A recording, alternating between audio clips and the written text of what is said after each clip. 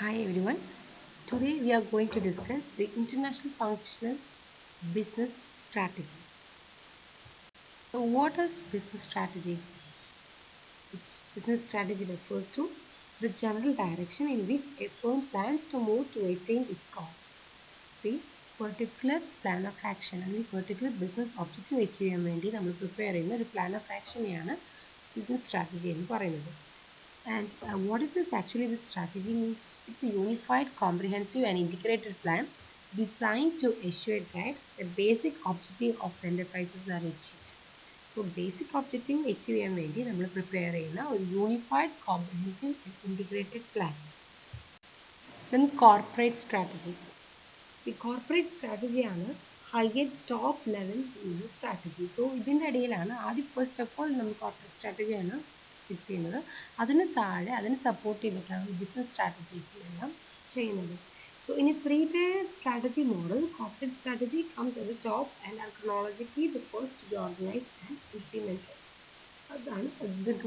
In other words, we can say that this is the overall strategy of an organization that is made up of four multiple business units which are operating in multiple markets.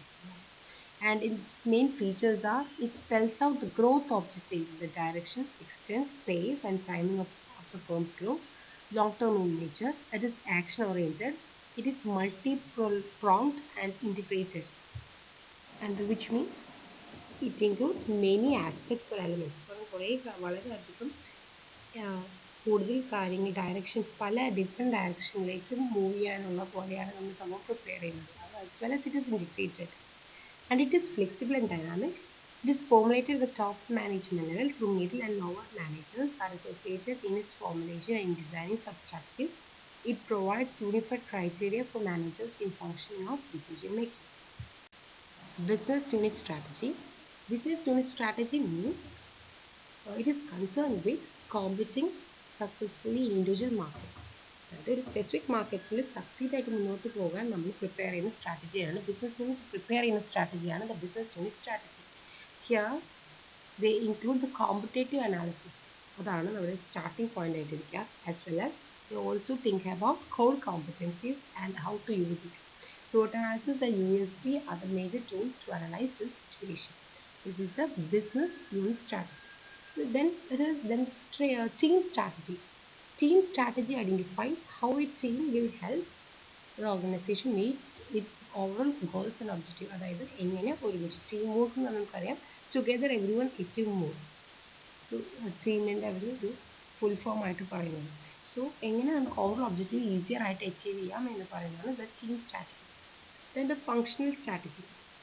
Functional strategy is the strategy or organization plan adopted by each functional area, marketing, production, finance, human resource, and so on, in line with the overall corporate or business strategy to attain the organization level of objective.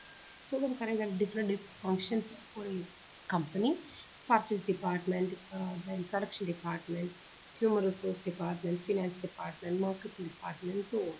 So ഓരോ functional ഡിപ്പാർട്ട്മെൻറ്റിനും prepare ചെയ്യുന്ന strategic plan, ഒരു organisation plan എന്ന് പറയുന്നതാണ് the functional strategy. ഇപ്പോൾ basically എന്തിനാണ് functional strategy prepare ചെയ്യുന്നത്? അവിടെ എങ്ങനെ ഓരോന്നും ആ ഓരോ ഡിപ്പാർട്ട്മെൻറ്റിൻ്റെയും ബിസിനസ് ലെവൽ സ്ട്രാറ്റജീസിനെ എങ്ങനെ അഡോപ്റ്റ് ചെയ്യാം എന്നൊക്കെ തീരുമാനിക്കാൻ വേണ്ടിയിട്ടാണ് ഫങ്ഷണൽ സ്ട്രാറ്റജി ചെയ്യുന്നത്. സോ ഓരോ ഡിപ്പാർട്ട്മെൻറ്റൽ ലെവൽ ഡിസിഷൻ മേക്കിങ്ങിനെല്ലാം നമുക്ക്, അതുപോലെ തന്നെ ഓരോ ഫങ്ഷൻസ് എങ്ങനെ ക്യാരി ഔട്ട് ചെയ്യണമെന്ന് ഈ ഫങ്ഷണൽ സ്ട്രാറ്റജീസ് നോക്കി നമുക്ക് മനസ്സിലാവും. Then the role of functional strategies is very important, അല്ലേ? കാരണം ഫങ്ഷണൽ ഓരോ ഡിപ്പാർട്ട്മെൻറ്റിനും പ്രോപ്പർ ഫങ്ഷൻ എൻഷുർ ചെയ്താലാണ് കമ്പനിക്ക് ഒരു സക്സസ് അച്ചീവ് ചെയ്യാൻ പറ്റുള്ളൂ. Implementation of functional strategy. How can we implement the functional strategies? Actually, the functional strategy എന്ന് പറയുന്നത് കണ്ടിന്യൂസ് ഇൻ നേച്ചറാണ്. അവരുടെ മെയിൻ പർപ്പസ് എങ്ങനെയാണെങ്കിൽ എങ്ങനെ how can we improve the current situation എങ്ങനെ ഇംപ്രൂവ് ചെയ്യാം എന്നാണ് അത് നോക്കുന്നത്. സോ അത് കണ്ടിന്യൂയിങ് പ്രോബ്ലംസിനെ ഐഡൻറ്റിഫൈ ചെയ്ത് ന്യൂ വേസ് ഐഡൻറ്റിഫൈ ചെയ്യാൻ വേണ്ടിയിട്ട് ശ്രമിക്കും. So it's continuous in nature. And so major function areas of business എന്ന് പറയുന്നത് നമുക്കറിയാം. Marketing, finance, human resource, production and R&D, research and development strategy.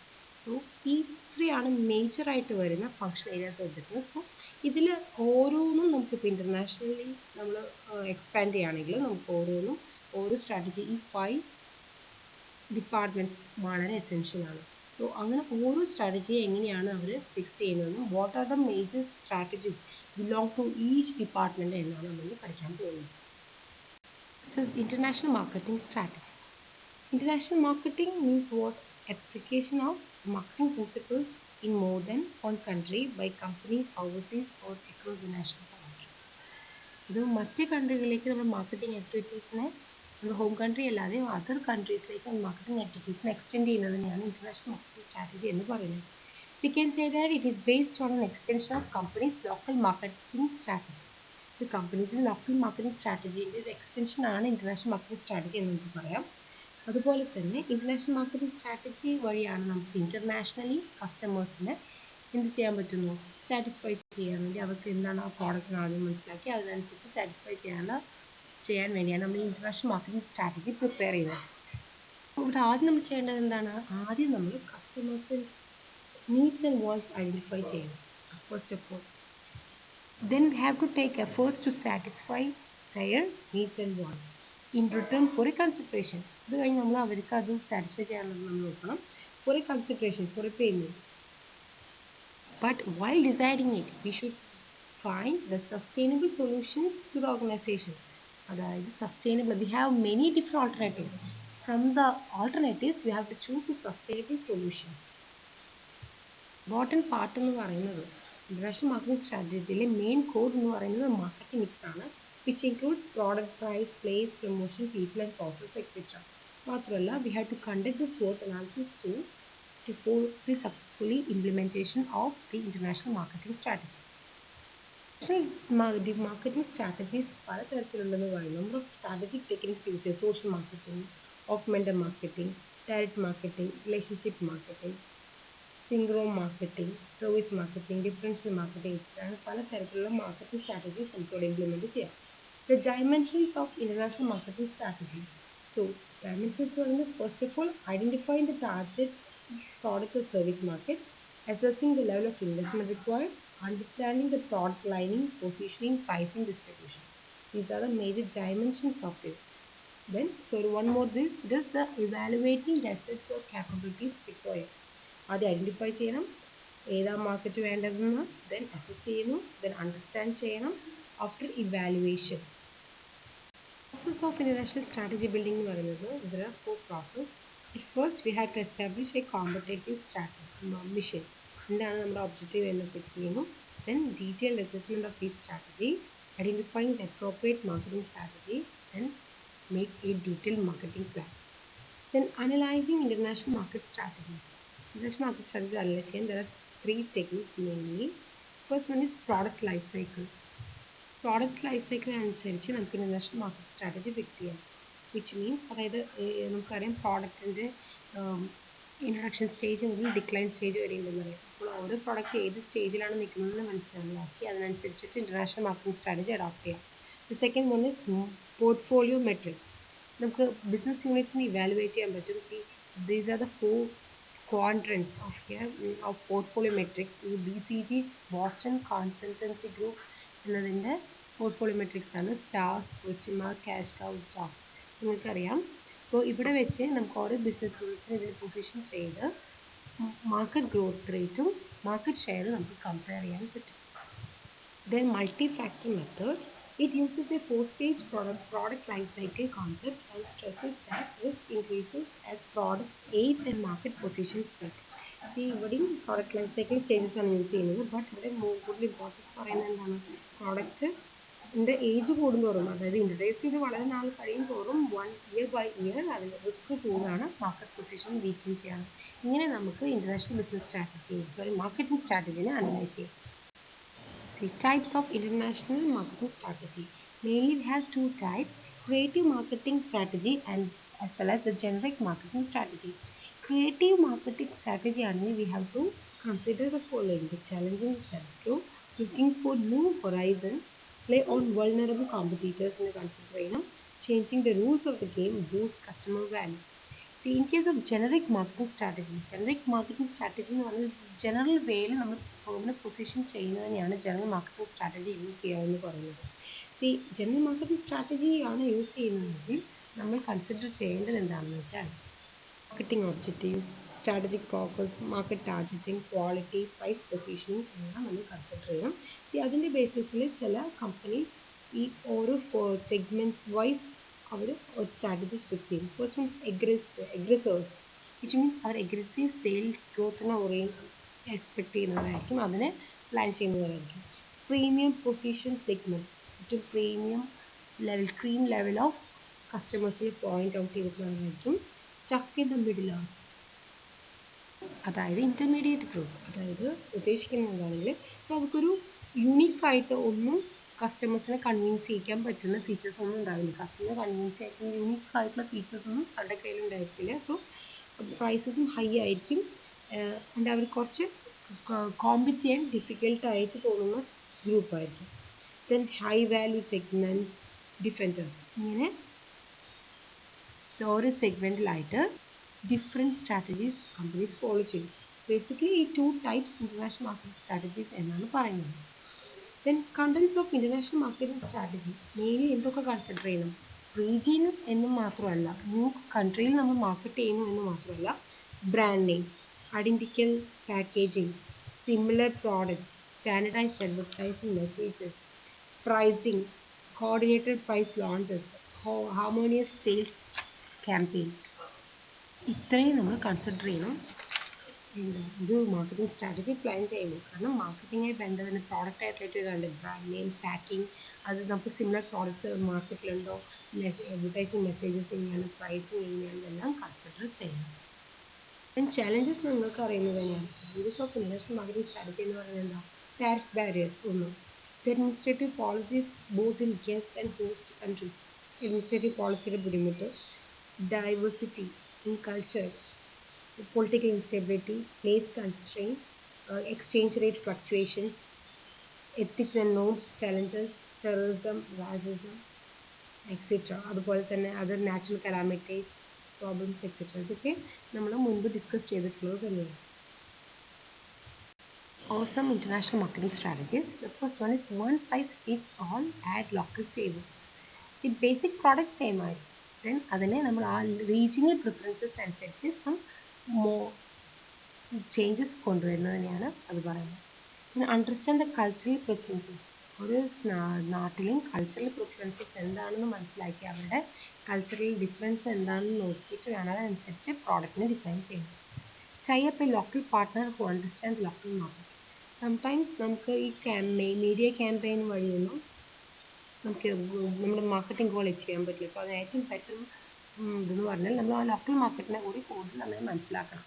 അവരുടെ ട്രെൻഡ്സ് എങ്ങനെയാണ്, അവിടെ എങ്ങനെയാണ് മാർക്കറ്റിംഗ് നടക്കുന്നത്, അതെങ്ങനെയാണ് ഗുഡ്സ് എല്ലാം സെല് ചെയ്യുന്നത് എന്നൊക്കെ ഒന്നും നന്നായി മനസ്സിലാക്കണം. ഇതിന് ഏറ്റവും ബെറ്റർ ഓപ്ഷൻ ഒരു ലോക്കൽ പാർട്ട്ണറിനെ നമ്മുടെ കൂടെ കൊണ്ടുപോവുകയാണെങ്കിൽ, നമ്മൾ വിത്ത് ലോക്കൽ പാർട്ട്ണർ ഉണ്ടെങ്കിൽ നമുക്ക് കുറച്ചുകൂടി ഈസിയർ ആയിട്ട് ലോക്കൽ മാർക്കറ്റിൻ്റെ ടേസ്റ്റും പ്രിഫറൻസും മനസ്സിലാക്കാം.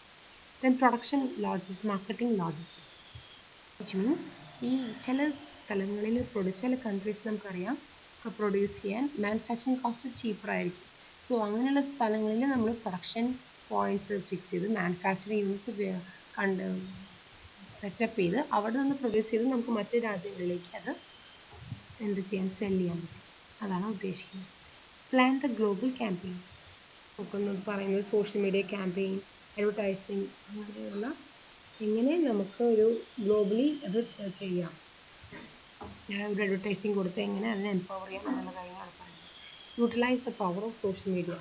സോഷ്യൽ മീഡിയ നമുക്കറിയാം ഇന്ന് വളരെ ഫെമിലിയർ ആണ് നമുക്ക് എല്ലാവർക്കും. സോ അതിന് വൈഡ് ഓഡിയൻസ് ഉണ്ടെന്നും അറിയാം. അതുവഴി നമുക്ക് നമ്മുടെ മാർക്കറ്റിംഗ് കണ്ടക്ട് ചെയ്യാം. Events and promotions.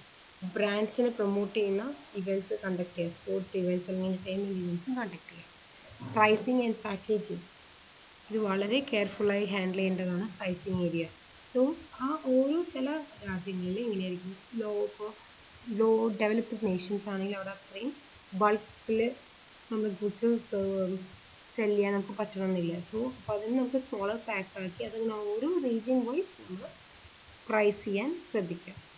Utilise the local strength. ആ ഒരു ഡൊമസ്റ്റിക് നേഷനിലുള്ള അവരുടെ കൺട്രിയിലുള്ള ഡൊമസ്റ്റിക് ഷോപ്സിനെ പറ്റി നമ്മൾ മനസ്സിലാക്കിയിരിക്കണം. Global marketing is not for big players alone. ഒരു വലിയ ബിഗ് സോഫ്റ്റ്വെയർ ഫേംസിനാണെങ്കിൽ വലിയ ബിഗ് ജയൻസിന് മാത്രമല്ല ഇൻ്റർനാഷണൽ മാർക്കറ്റിംഗ് ചെയ്യാൻ പറ്റുന്നത്. എന്ത് ചെയ്യാം, നമുക്ക് ഓരോ ചെറിയ കമ്പനീസിന് വരെ ഈ ഇൻ്റർനാഷണൽ മാർക്കറ്റിംഗ് നടത്താൻ പറ്റുന്നതാണ്. ദെൻ ഇൻ്റർനാഷണൽ ഫിനാൻസിങ് സ്ട്രാറ്റജി വളരെ ഇമ്പോർട്ടൻ്റ് ആയിട്ടുള്ള ഒരു ഏരിയയാണ് ഫിനാൻസ്. നമുക്കറിയാം, it's also known as international macro economics എന്ന് പറയുന്നത്, because it deals with financing on A global level.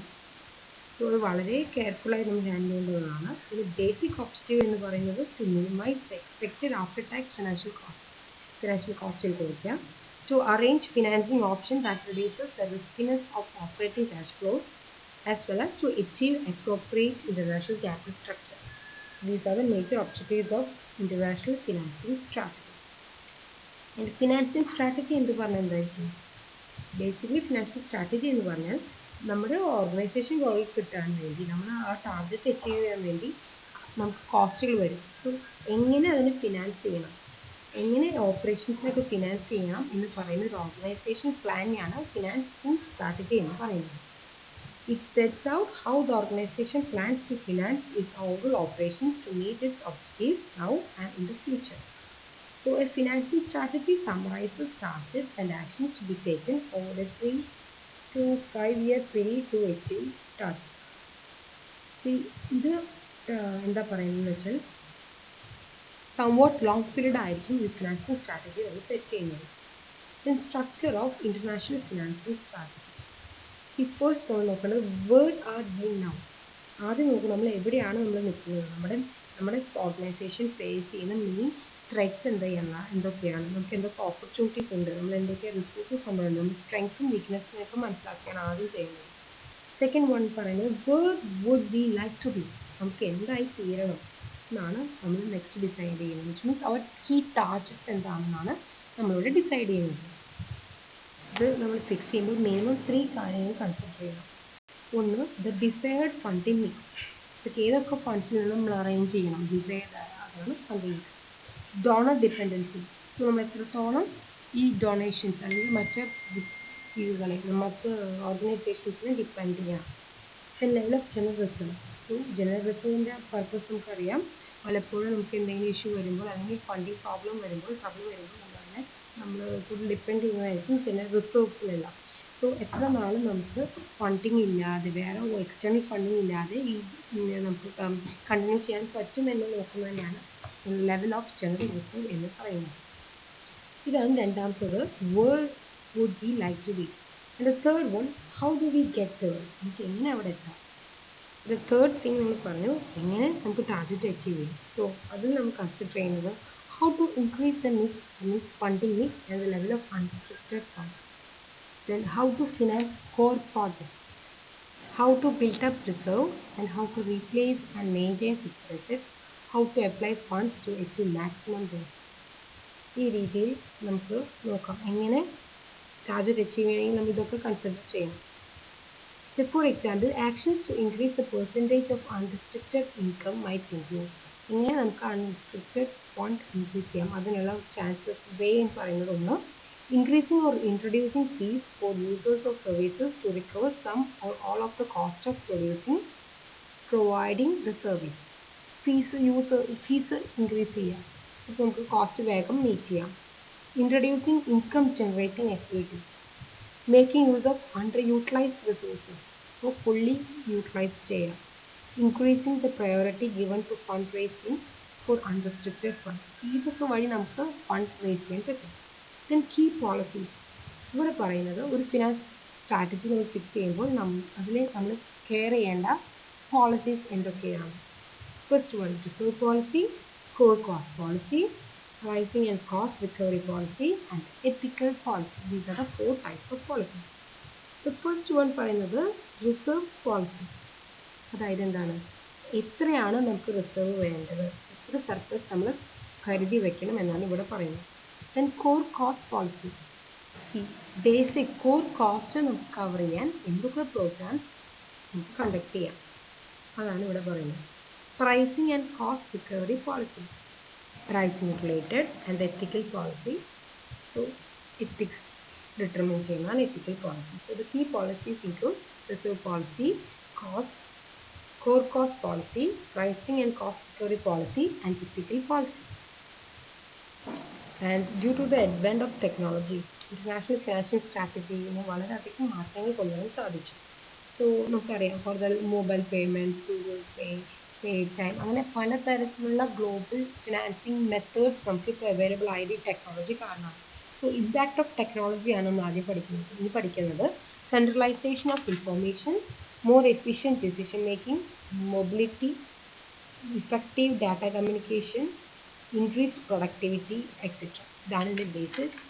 Advantage: centralization of information.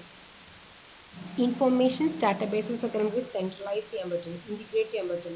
ഏത് ഓർഗനൈസേഷൻ എംപ്ലോയീസിനും ഈസിലി അത് റിട്രീവ് ചെയ്യാനും അതിനെ കൺസോൾട്ടേറ്റ് ചെയ്യാൻ എഡിറ്റ് ചെയ്യാനുള്ള സംവിധാനം ഇന്നുണ്ട്.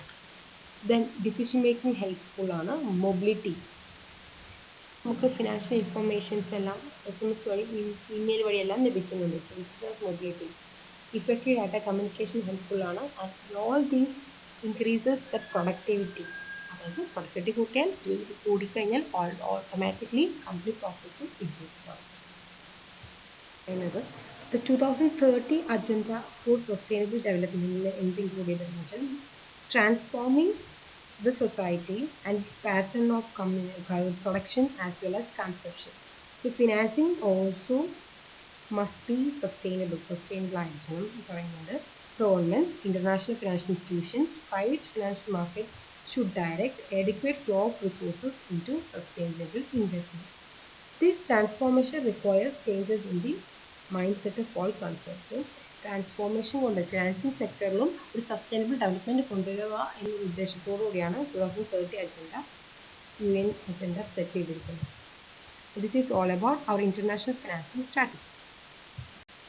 Next is international production strategy. നമുക്കറിയാം പ്രോഡക്റ്റ് എന്ന് പറഞ്ഞാൽ എന്താണ്? It's an item offered for sale. ഒരു പ്രോഡക്റ്റ് എന്ന് പറഞ്ഞാൽ ഗുഡ്സ് ആയിരിക്കാം, അല്ലെങ്കിൽ സർവീസ് ആയിരിക്കാം, അത് ഫിസിക്കൽ ഫോമിലോ വെർച്വൽ ഫോമിലോ ആയിരിക്കാം. യൂഷ്വലി നമ്മൾ ഒരു കോസ്റ്റ് പ്രോഡക്റ്റ് ഫിക്സ് ചെയ്യുന്നു, അതിൻ്റെ കൂടെ സം മാർജിൻ ആഡ് ചെയ്തിട്ട് ഒരു സെല്ലിംഗ് പ്രൈസ് ഫിക്സ് ചെയ്യും. ആൻഡ് ആ സെല്ലിംഗ് പ്രൈസ് ഫിക്സ് ചെയ്യുന്നത് depends upon the market, quality, marketing techniques and segment, that is targeted. ഇതൊക്കെ റിലേറ്റ് ചെയ്തിട്ടായിരിക്കും നമ്മൾ സെല്ലിംഗ് പ്രൈസ് ഫിക്സ് ചെയ്യുന്നത്. ഈ പ്രോഡക്റ്റ് എന്ന് പറയുന്നത് വലിയൊരു ഇമ്പോർട്ടൻറ്റ് തിങ്ങാണ്. So it should be very relevant in the current society. എന്നാൽ മാത്രം ആൾക്കാർ അത് പർച്ചേസ് ചെയ്യുള്ളൂ. മാത്രമല്ല പ്രോഡക്റ്റ് വൺസ് ഡെവലപ്പ് ചെയ്ത് കഴിഞ്ഞാൽ അത് പ്രോപ്പർലി കമ്മ്യൂണിക്കേറ്റ് ചെയ്യണം. And mainly 2 types of products ആണെന്ന് പറയാം. ഒന്ന് കൺസ്യൂമർ പ്രോഡക്റ്റ്സും second one is business product. Consumer product എന്താണ്? ഫൈനൽ കൺസംഷന് വേണ്ടി, പേഴ്സണൽ യൂസിനോ എൻ്റർടൈൻമെൻറ്റ് പർപ്പസിന് വേണ്ടി യൂസ് ചെയ്യുന്ന പ്രോഡക്റ്റ്സിനെ കൺസ്യൂമർ പ്രോഡക്റ്റ്സ് എന്ന് പറയും. Example shopping goods, convenience goods, etcetera. And the business products എന്ന് പറഞ്ഞാൽ എന്തായിരിക്കും? അത് വേറെ പ്രോഡക്റ്റ്സ്, അതിൽ നിന്ന് നമ്മൾ ന്യൂ പ്രോഡക്റ്റ് മാനുഫാക്ചർ ചെയ്യാൻ വേണ്ടി അല്ലെങ്കിൽ റീസെയിലിന് വേണ്ടി പർച്ചേസ് ചെയ്യുന്നതിനെയാണ് ബിസിനസ് പ്രോഡക്റ്റ് എന്ന് പറയുന്നത്. ആൻഡ് ഒരു ഗുഡ് പ്രോഡക്റ്റിൻ്റെ ക്വാളിറ്റീസ് എന്ന് പറയുന്നത് അതിന് യൂണിക് ഫീച്ചേഴ്സ് ഉണ്ടായിരിക്കും, പബ്ലിക്കിന് അപ്പീൽ ആയിട്ടുള്ളതായിരിക്കാം, അതിനൊരു സൊല്യൂഷൻ, ഏതെങ്കിലും ഒരു പ്രോബ്ലത്തിന് സൊല്യൂഷനായിട്ട് വരുന്നതായിരിക്കും. Is there A powerful offer, അതായത് നല്ല ഓഫറിൽ കിട്ടുന്നതാണോ അതോ ഇതേ പ്രോഡക്റ്റ് നമുക്ക് ചീപ്പർ പ്രൈസിൽ കിട്ടുന്നു എന്ന് എപ്പോഴും ചെക്ക് ചെയ്യും. ആൻഡ് ഇത് എങ്ങനെ വർക്ക് ചെയ്യുന്നു എന്നുള്ളത്, അതുപോലെ ഒരു മാജിക്കൽ ഡെമോ, ഇത് മൾട്ടി ഫങ്ഷണൽ ആണോ, ആ പർട്ടിക്കുലർ പ്രോഡക്റ്റ് ക്രെഡിബിൾ ആണോ, പ്രൂവൻ റിസൾട്ട്സ് ഉണ്ടോ എന്നൊക്കെ നോക്കും. ഇതൊക്കെ ഒരു ഈ ക്വസ്റ്റ്യൻസിന് 10 ക്വസ്റ്റ്യൻസിന് യെസ് ആയി കഴിഞ്ഞാലാണ് അതൊരു പ്രോഡക്റ്റ് ഒരു ഗുഡ് പ്രോഡക്റ്റ് ആണ്, ഒരു ക്വാളിറ്റി ഓറിയൻറ്റഡ് പ്രോഡക്റ്റ് ആണെന്ന് മനസ്സിലാക്കുന്നത്. ഈ പ്രോഡക്റ്റിനെ മാർക്കറ്റ് ചെയ്യണമെങ്കിൽ നമ്മൾ നല്ലൊരു സ്ട്രോങ് ആയിട്ടുള്ളൊരു പ്രൊഡക്ഷൻ സ്ട്രാറ്റജി തന്നെ ഫിക്സ് ചെയ്യണം. പ്രൊഡക്ഷൻ സ്ട്രാറ്റജി നമ്മൾ എപ്പോഴും ഫിക്സ് ചെയ്യുന്നത് company വിഷൻ്റെ ബേസിസിലായിരിക്കും.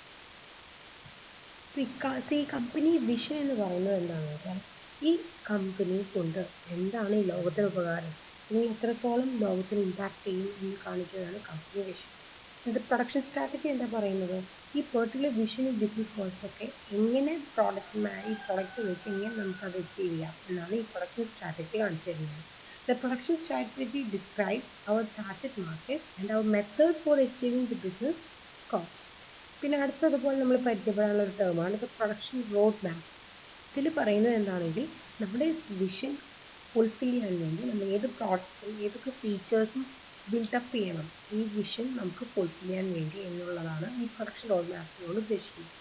And the key components of international production strategy are customers, competitors, business and macro environment. ഇത് നാലുമാണ് ഇന്റർനാഷണൽ പ്രൊഡക്ഷൻ സ്ട്രാറ്റജിയുടെ key components.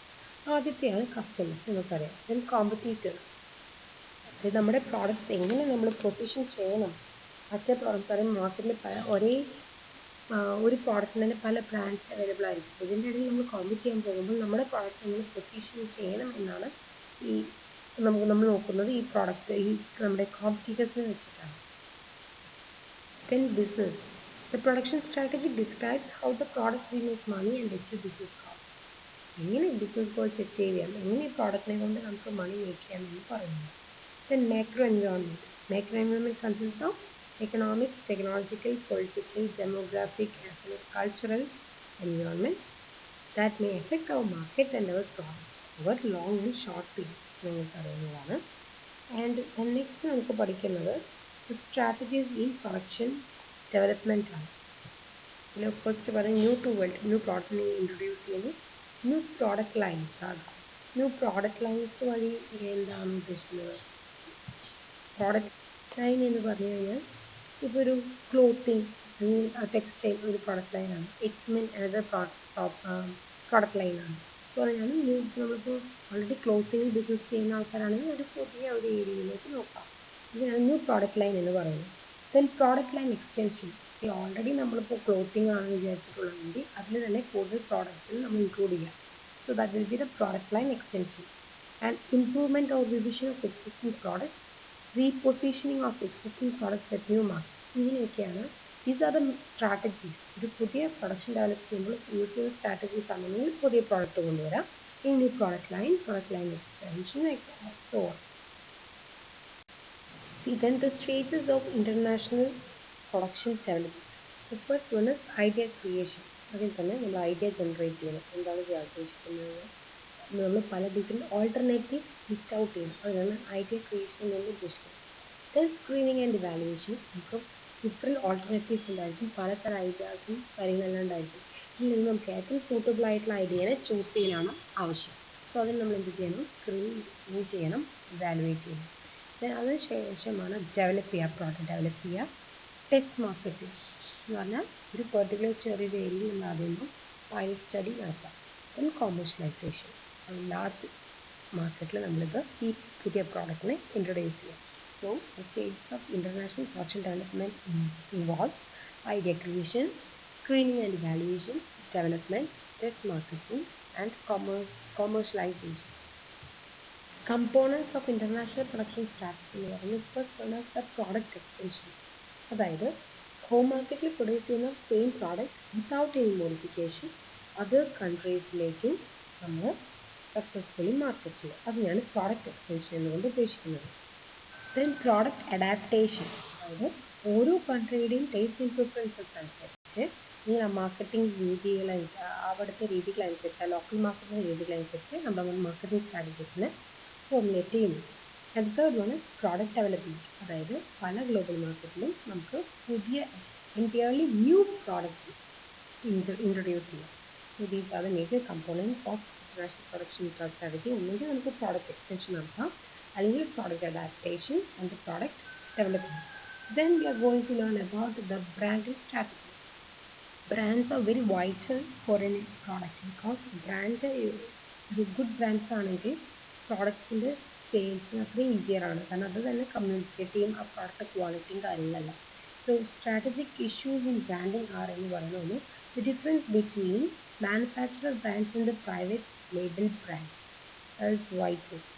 Manufacturers brands are important in driving customer traffic. അതായത് sometimes product manufacture ചെയ്യുന്നവർക്ക് brand name ഉണ്ടായിരിക്കും, അതുപോലെ തന്നെ അത് cell ചെയ്യുന്ന സ്റ്റോറിൽ ബ്രാൻഡ് നെയിം ഉണ്ടായിരിക്കും. ഒരു പ്രൈവറ്റ് ലേബലിലും ഏറ്റവും ഇമ്പോർട്ടൻ്റ് എന്ന് പറയുന്നത് മാനുഫാക്ചറിങ് ബ്രാൻഡ് നെയിമാണ്. Then brand loyalty. Another concern is about the brand loyalty. Brand പ്രിഫറൻസസും ബ്രാൻഡ് റെക്കഗ്നീഷനൊക്കെ ഒരു വളരെ ഇമ്പോർട്ടൻറ്റ് ഒരു ബ്രാൻഡിങ് കൺസിഡർ ചെയ്യുമ്പോൾ നമ്മൾ നോക്കുന്ന കാര്യങ്ങളാണ്. Then brand equity which means the value of the brand as well as the brand alliances. ഈ നമ്മൾ രണ്ട് ബ്രാൻഡ് ഒരുമിച്ച് ഒരു പ്രോഡക്റ്റ് ഇറക്കുകയാണെങ്കിൽ കോ ബ്രാൻഡിങ് എന്തിന് ഹെൽപ്പ് ചെയ്യുന്നു? ബ്രാൻഡ് വാല്യൂ ഇൻക്രീസ് ചെയ്യാൻ ഹെൽപ്പ് ചെയ്യുന്നു. Then differentiation and positioning the product offering. Differentiation strategies use ചെയ്യാറുണ്ട്. അതായത് നമ്മുടെ എന്തെങ്കിലും ഒരു ഫീച്ചർ മാറ്റുകയോ അല്ലെങ്കിൽ അഡീഷണൽ സർവീസസ് പ്രൊവൈഡ് ചെയ്യുക, നമുക്കൊരു ക്യാരക്ടറിസ്റ്റിക്സ് ഇൻക്ലൂഡ് ചെയ്യുക, ഇതിനാണ് ഡിഫറൻസിയേഷൻ സ്ട്രാറ്റജീസ് എന്ന് പറയുന്നത്. പിന്നെ പൊസിഷൻ എന്ന് പറഞ്ഞാൽ അറിയാലോ, നമുക്കൊരു പ്രോഡക്റ്റിനെ കൺസ്യൂമറിൻ്റെ മൈൻഡിൽ പ്രോപ്പർ പൊസിഷനിങ് ചെയ്യാറുള്ളത്. അത് ആ ഒരു ടെക്നിക്കിനെയാണ് പൊസിഷനിങ് എന്ന് കൊണ്ട് ഉദ്ദേശിക്കുന്നത്.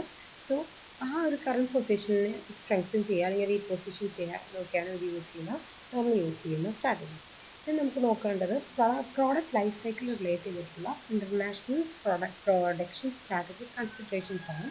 ഒന്ന് ഇൻട്രൊഡക്ഷൻ ടൈമിൽ ഒരു product life cycle introduction period ആണെങ്കിൽ നമ്മൾ അവിടെ എയിം ചെയ്യുന്നത് to create more production awareness and the trial run. അതാണ് മോർ ഇമ്പോർട്ടൻസ് കൊടുക്കുന്നത്. ഗ്രോത്ത് ഫേസിലാണെങ്കിൽ increase market share by acquiring new customers, discover new needs and preferences and the market segments, etc. And in the case of a maturity period, the companies will try to maximize profit by defending the market share and market segments. Total profit ചെയ്യാൻ നോക്കുന്നു.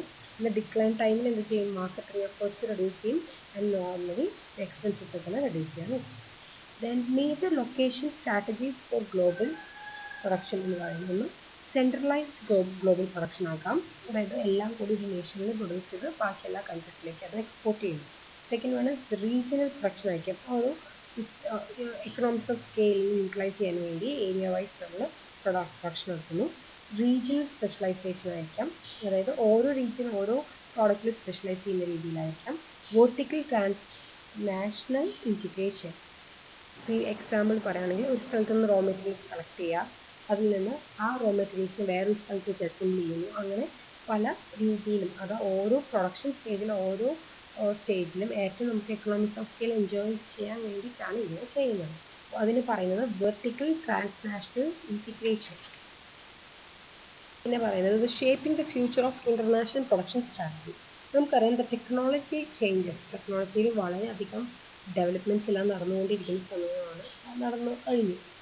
നമ്മുടെ ഏതൊരു artificial ഇൻ്റലിജൻസും അതുപോലെ തന്നെയുള്ള advance robotics, 3D printing അങ്ങനെയൊക്കെ ഉള്ള കാലത്ത് അതെല്ലാം ഉള്ള കാലത്തിൽ നമ്മൾ ജീവിക്കുന്നു. സോ അതുകൊണ്ട് തന്നെ വളരെയധികം മാറ്റങ്ങൾ നമ്മുടെ പ്രോഡക്റ്റ്സിൻ്റെ കേസിലും പ്രൊഡക്ഷൻ സ്ട്രാറ്റജി മാനുഫാക്ചറിങ്ങിലൊക്കെ മാറ്റങ്ങൾ വന്നു. സോ ഇവർ പറയുന്നത് ഒരു 10 ക്വസ്റ്റ്യൻസ് അവർ പറഞ്ഞിരിക്കുകയാണ്. അതായത് ഇങ്ങനെയൊക്കെ വന്നു കഴിഞ്ഞാൽ അത് വാട്ട് ഇഫ് ക്വസ്റ്റ്യൻസ് ആണ്. അതായത് to know the impact of technology innovation on international production strategy.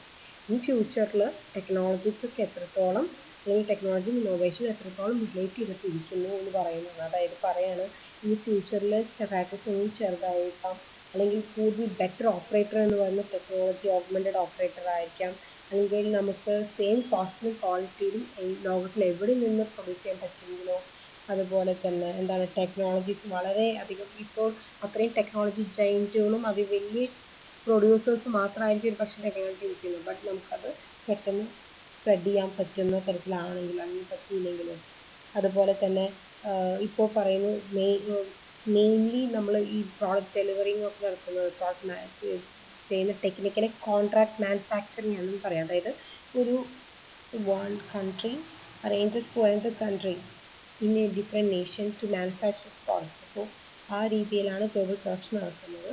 ഇനി കൂടുതൽ ടെക്നോളജീസ് കൂടും തോറും നമ്മുടെ ഡെലിവറി ചെയ്യുന്ന പ്രോഡക്റ്റ്സിൻ്റെ വാല്യൂ ഇൻക്രീസ് ചെയ്യാൻ പറ്റുന്നു എന്നൊക്കെയാണ് അതിൽ പറഞ്ഞിരിക്കുന്നത്. സോ ഇതിൽ ഇമ്പോർട്ടൻ്റ് ആയിട്ടുള്ള കാര്യങ്ങൾ എന്ന് പറയുന്നത് ആദ്യം തന്നെ മനസ്സിലാക്കേണ്ടത് identify the driving technology of current area. ഈ ടൈമിൽ ഈ സെഞ്ചുറിയിൽ നമ്മുടെ മെയിൻ ടെക്നോളജീസ് എന്തൊക്കെയാണ്? Evaluate how technological advances are transforming industrial production sectors. ഈ ടെക്നോളജിക്കൽ അഡ്വാൻസ്മെൻറ്റ്സ് നമ്മുടെ ഇൻഡസ്ട്രിയൽ പ്രൊഡക്ഷൻ സെക്ടറിൽ കൊണ്ടുവരുന്ന മാറ്റങ്ങൾ എന്തൊക്കെയാണ്? Understanding how the global economy is affecting technology and the production through marketing strategy, intellectual property rights and the financial market, and clarify the regional and national consequences of globalizing industry. ഈ കാര്യങ്ങൾ നമ്മൾ വളരെ careful ആവണം. And production strategy of successful companies എന്ന് പറയുന്നത് ഒന്ന് they solve a problem in novel way, ഒരു new വേ അല്ലെങ്കിൽ ഇന്നോവേറ്റീവ് വേയിലാണ് പ്രോബ്ലം സോൾവ് ചെയ്യുന്നത്. രണ്ട് എന്ത് ചെയ്യുന്നത് solution to grow and spread quickly, അത് ഇന്നോവേറ്റ് ചെയ്ത് കഴിഞ്ഞിട്ട് അതിനെ വേഗം തന്നെ വളർത്താൻ ശ്രമിച്ചു. മൂന്ന് സക്സസ് ആയിരിക്കുന്ന അധികം പ്രോഡക്റ്റിൻ്റെ ബേസിസിലാണ്. മനസ്സിലായി? ഇനി നമ്മൾ ഒരു കേസ് സ്റ്റഡിയാണ് അവിടെ ആപ്പിൾസ് ഇൻ്റർനാഷണൽ പ്രൊഡക്ഷൻ സ്ട്രാറ്റജി, ഗൂഗിളിൻ്റെ ഇൻ്റർനാഷണൽ പ്രൊഡക്ഷൻ സ്ട്രാറ്റജി എങ്ങനെയായിരുന്നു. ആപ്പിളിൻ്റെ ഇൻ്റർനാഷണൽ പ്രൊഡക്ഷൻ സ്ട്രാറ്റജിയുടെ പ്രത്യേകത എന്ന് പറഞ്ഞാൽ അവർ മെയിൻലി ഇമ്പോർട്ടൻസ് കൊടുത്തിരുന്നത് പ്രോഡക്റ്റ്സിനാണ്. പ്രോഡക്റ്റ്സ് ഹൈ ക്വാളിറ്റി ഓറിയൻറ്റഡ് ആക്കുക എന്നതാണ് അവർ മെയിനായിട്ട് അവിടെ ചെയ്തിരുന്നത്. അല്ലാതെ ഫീച്ചേഴ്സ് മാറ്റുകയോ ചെറിയ ചെറിയ പാക്കേജിങ്ങുകളും അതുമല്ല. അവർ ഓൾറെഡി ഒരു പ്രോഡക്റ്റ് ഡെവലപ്പ് ചെയ്തു, അതിൻ്റെ ക്വാണ്ടിറ്റിക്കാളധികം ക്വാളിറ്റിയാണ് ഫോക്കസ് ചെയ്തത്. മാത്രമല്ല സെലക്റ്റഡ് പ്രോഡക്റ്റ്സിനെടുത്തിട്ട് അതിനെ എൻഹാൻസ് ചെയ്തുകൊണ്ട് അതിൻ്റെ ക്വാളിറ്റിനെ എൻഹാൻസ് ചെയ്ത് കണ്ടിന്യൂ ചെയ്തുകൊണ്ടിരുന്നു. സോ അതുകൊണ്ട് തന്നെ അവർക്ക് ലോയൽ കസ്റ്റമേഴ്സിനെ കിട്ടി. മറ്റേത് പ്രോഡക്റ്റിനേക്കാളും ഒരു ഏറ്റവും ബെസ്റ്റ് പ്രോഡക്റ്റ് ആയിട്ട് മാറി. അങ്ങനെ ഐഫോൺ നമുക്കറിയാം, ഐഫോണിനെ പറ്റി. സോ അതിപ്പോൾ എത്തി ഐഫോൺ 11 Pro Max വരെ എത്തിയല്ലോ. അതിൽ കൂടുതൽ ആദ്യം ഉണ്ടാക്കിയ ഐഫോണിൽ അവരാദ്യം ഡെവലപ്പ് ചെയ്ത ഐഫോണിൽ നിന്നും വളരെയധികം അഡ്വാൻസ്ഡ് ആയിട്ടാണ് ഇപ്പോൾ ലേറ്റസ്റ്റ് ആയിട്ടുള്ള ഐഫോൺ 11 Pro Maxൻ്റെ ഫീച്ചേഴ്സ് ഇരിക്കുന്നത്. സോ അങ്ങനെ അവർ ഇമ്പ്രൂവ് ചെയ്തു. ആൻഡ് അവരുടെ പ്രൊഡക്ഷൻ സ്ട്രാറ്റജിയെ പറ്റി പറയുകയാണെങ്കിൽ മെയിൻലി പ്രോഡക്റ്റ് ഓറിയൻറ്റഡ് ആയിട്ടുള്ള ഒരു കമ്പനിയാണ്. And the major factors involve in Apple strategy എന്ന് പറയുന്നത് കോമ്പറ്റീറ്റേഴ്സ് അവർ കെയർഫുൾ ആയ about competitors, they are very careful about the competitors. Google അവർ ബിഗ് കോമ്പറ്റീറ്ററാണ്. And the product SWOT analysis, എപ്പോഴും കോമ്പറ്റീറ്ററിൻ്റെ SWOT അനാലിസിസും കൂടി ആപ്പിൾ കണ്ടക്ട് ചെയ്തിരുന്നു. Target market, so here our product oriented ആയതുകൊണ്ട് ആദ്യം എന്ത് ചെയ്തു, ഒരു പ്രോഡക്റ്റ് ഡെവലപ്പ് ചെയ്ത് അത് കഴിഞ്ഞിട്ടാണ് മാർക്കറ്റിൽ ഏത് മാർക്കറ്റിൽ അത് സെൽ ചെയ്യാമെന്നത് നോക്കിയത്. Then product related market strategy, product driven ആയിട്ടുള്ള ഒരു ആറ്റിറ്റ്യൂഡാണ്. സോ പ്രോഡക്റ്റിന് മാച്ച് ആയിട്ടുള്ള അല്ലെങ്കിൽ അത് റിലേറ്റ് ചെയ്തിട്ടുള്ള സ്ട്രാറ്റജീസാണ്, മാർക്കറ്റ് സ്ട്രാറ്റജീസാണ് അവർ യൂസ് ചെയ്തത്. പിന്നെ അതുപോലെ തന്നെ ഐട്യൂൺസ് നമുക്കറിയാം. ഐട്യൂൺ എന്ന് പറഞ്ഞാൽ അവർ മ്യൂസിക് ഇൻഡസ്ട്രിയാണ്, ആപ്പിളിൻ്റെ ആണ്. സോ ഇത് ആപ്പിൾ എന്നുള്ള ബ്രാൻഡ് വളരെ വലുതായതുകൊണ്ട് നമ്മളൊരു ഹാലോ ഇഫക്റ്റ് പഠിച്ചിട്ടുണ്ട്. ആപ്പിളിൻ്റെ ഫോണും കാര്യങ്ങളൊക്കെ വളരെ ഫേമസ് ആയതുകൊണ്ട് ആ ഒരു ക്വാളിറ്റി ഈ മ്യൂസിക് ഇൻഡസ്ട്രിയിൽ ഉണ്ട് എന്ന് വിചാരിച്ച് അത്രയും ബെനിഫിറ്റ് ഐട്യൂൺസിൽ അവർക്ക് കിട്ടി. ബൂസ്റ്റ് അത്രയും മാർക്കറ്റിൽ ഐട്യൂൺസിൽ ബൂസ്റ്റ് ചെയ്യാൻ അവർക്ക് പറ്റി. മെയിൻലി അവരുടെ ഇമ്പോർട്ടൻസ് ഹ്യൂമൻ ഇമോഷൻസ് അവർ കൺസിഡർ ചെയ്യാറുണ്ട്. അതുപോലെ തന്നെ അവരുടെ സർവീസും സപ്പോർട്ടും കസ്റ്റമർ കെയറും അത്രയും സ്ട്രോങ് ആണ്. Then about Google. Then international human resource strategy, which means what? Getting the right people in the right jobs in the right place at the right time and at the right cost.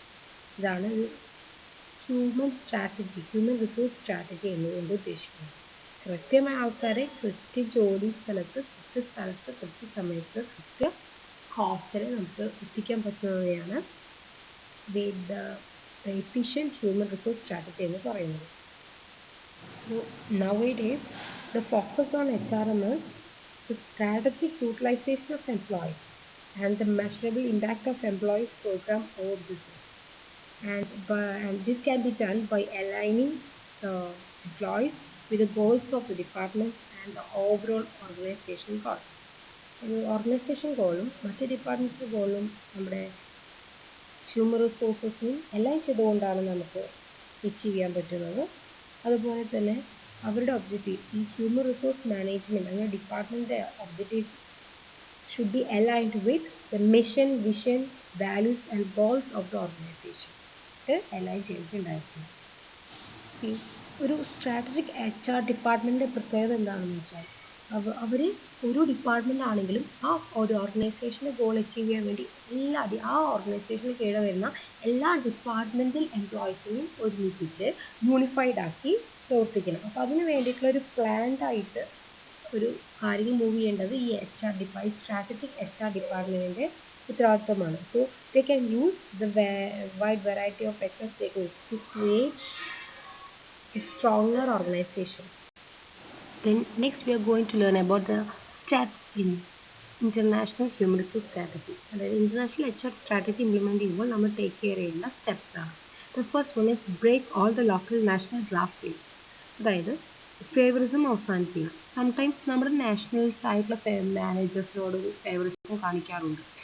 നമ്മൾ while distributing the monetary incentives as well as non monetary incentives. അപ്പോൾ അതെല്ലാം കൊടുക്കുമ്പോൾ ഒരു നമ്മുടെ നാഷണൽസിനോട്ടുള്ള ഒരു കൂടുതൽ favouritism അത് നമ്മൾ അവോയ്ഡ് ചെയ്യണം. എല്ലാവരും ഈക്വലായിട്ട് കൺസിഡർ ചെയ്യണം. സോ അങ്ങനൊരു ഡിസ്റ്റിങ്ഷൻ ഒന്നും പാടില്ല. Then trades your life line, അതായത് നമ്മുടെ കമ്പനീസിൻ്റെ ബിസിനസ് സ്ട്രാറ്റജി നോക്കി എന്തൊക്കെ ആക്ടിവിറ്റി ആണോ നമുക്ക് വേണം, അതായത് നമുക്ക് സക്സസ് ആവാൻ നമ്മൾ എന്തൊക്കെ ആക്ടിവിറ്റി ചെയ്യണം എന്ന് ആദ്യം ഐഡൻറ്റിഫൈ ചെയ്യണം. മാത്രമല്ല നമ്മുടെ പൊസിഷനെ സ്പെസിഫൈ ചെയ്യണം. അതായത് നമ്മളിപ്പോൾ കമ്പനി വൈസ് നമ്മൾ ഏത് പൊസിഷനിലാണ് നിൽക്കുന്നത് എന്ന് നമ്മൾ കൃത്യമായിട്ട് മനസ്സിലാക്കണം. പിന്നീട് പൊസിഷൻ എന്താണെന്ന് മനസ്സിലാക്കണം. അപ്പോൾ ഓരോ പൊസിഷനിലും ഓരോ ലൈഫ് ലൈൻ റോളിലും ആ കമ്പനിക്ക് വേണ്ട ടെക്നിക്കൽ ഫങ്ഷണൽ സ്കിൽസ് എല്ലാം നമുക്ക് മനസ്സിലാക്കണം.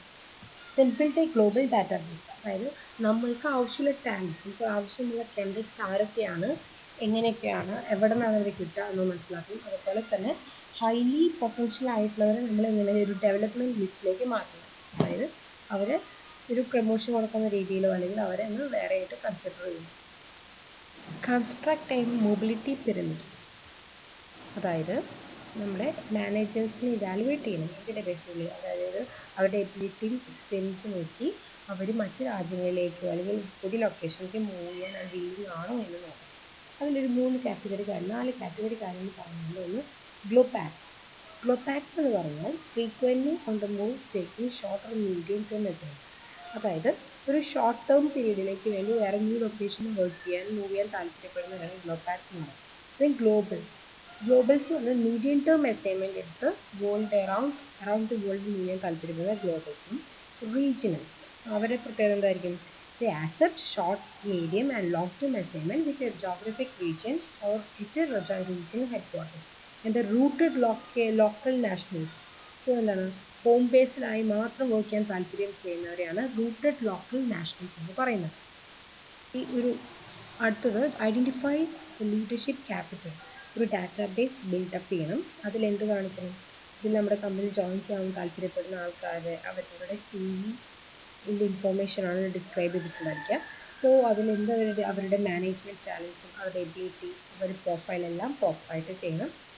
Then assess your bench strength and skill gap, അതായത് ഓരോ എക്സിക്യൂട്ടീവ് നമ്മുടെ കമ്പനിയിലുള്ള ഓരോ കാൻഡിഡേറ്റ്സും എന്ത് ചെയ്യണം, ആ കറൻറ്റ് പോസ്റ്റ് അല്ലെങ്കിൽ അവർ ജോലി ചെയ്യുന്ന പോസ്റ്റ് എന്താണ്, അവർ പ്രിഫർ ചെയ്യുന്ന നെക്സ്റ്റ് പോസ്റ്റ് എന്താണ്, അതിലേക്കുള്ള അവരുടെ ടാലൻറ്റ് റിക്വയർമെൻറ്റ്സ് എല്ലാം ഫുൾഫിൽ ചെയ്തിട്ടുണ്ടോ എന്ന് വെച്ച് കമ്പയർ ചെയ്യണം.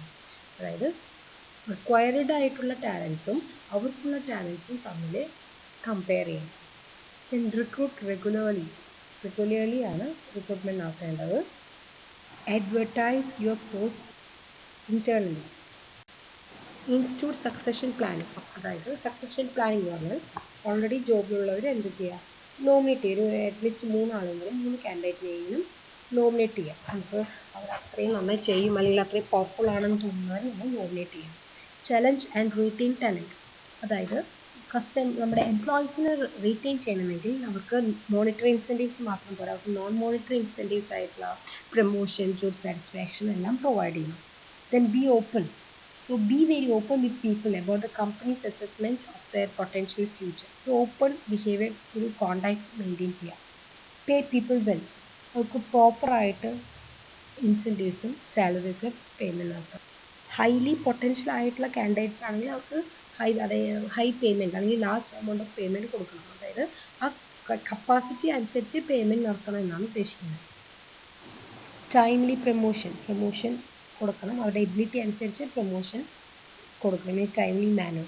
Setup a task force, returning experts, ഒരു പ്രോപ്പറായിട്ടുള്ള നല്ല ചലഞ്ചിങ് ആയിട്ടുള്ള സിറ്റുവേഷൻസ് കൊടുക്കുക എന്ന് പറയുന്നത് നമുക്കൊരു വലിയ ഈ HR സ്ട്രാറ്റജിസ്റ്റുകളെ സംബന്ധിച്ച് വലിയൊരു പ്രോബ്ലമാണ്. മാച്ചിങ് സ്കിൽസ്, നമ്മളൊരാളെ റിക്രൂട്ട് ചെയ്ത് കഴിയുമ്പോൾ അവരുടെ സ്കിൽസും നമ്മുടെ ആ കമ്പനിയുടെ പോസ്റ്റിനും ലൊക്കേഷനും ആവശ്യമായിട്ടുള്ള സ്കിൽസുമായിട്ട് മാച്ച് ചെയ്ത് പോകണം.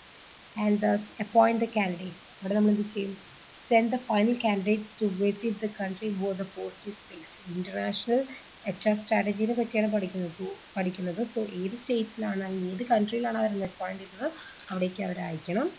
ദെൻ അവർക്ക് അവിടുത്തെ ലാംഗ്വേജ് അതുപോലെ തന്നെ കൾച്ചറൽ റിലേറ്റഡ് ട്രെയിനിങ് കൊടുക്കണം. ഒരു മെൻറ്ററിനെ അസൈൻ ചെയ്യണം. ഇവർക്ക് എന്തെങ്കിലും ആവശ്യം ഉണ്ടെങ്കിൽ അത് ചെയ്യാനും ഇവരായിട്ട് who will stay in touch with the manager throughout the posting. Then set a clear objective for deploying the integration into the local business environment.